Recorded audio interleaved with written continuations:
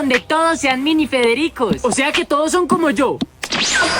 Hola, hijo. Mamá, ¿y ese cambio de look? Estoy preparando algo muy especial, ¿quieres? Son verduras, mamá. Aquí no nos gustan las verduras, hijo, solo nuggets y papas. Es mi comida favorita. La mía también. Hermano, pensé que no te gustaban.